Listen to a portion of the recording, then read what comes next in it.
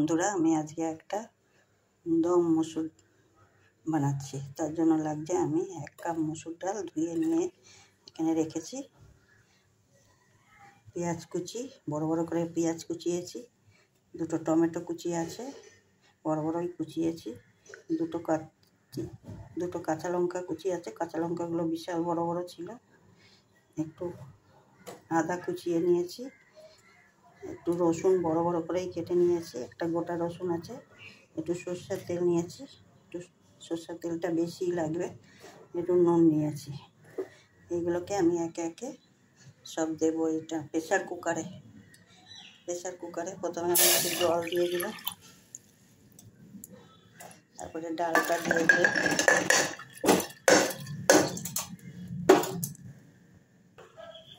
তারপরে নুনটা দিয়ে দিলাম, সামান্য একটু হলুদ গুঁড়ো দিলাম, রসুনটা দিলাম, আদা কুচানোটা দিলাম, লঙ্কা কুচানো দিলাম,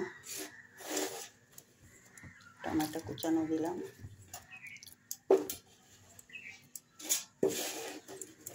পেঁয়াজ কুচানো দিলাম,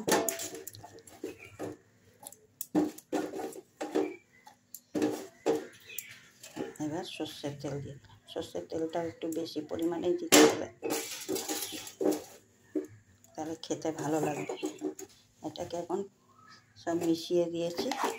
এবার প্রেসার কুকার ঢাকা দিয়ে 2টো সিটি দিব, তারপর বন্ধ করে দেব। দেখুন, আমার দম মসুর হয়ে গেছে। কেমন হয়েছে লুকটা। এটাকে ভাত দিয়ে,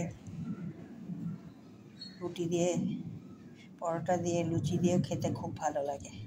এমনি করে একবার বানিয়ে খেয়ে দেখবেন, হেভি টেস্টি হয়।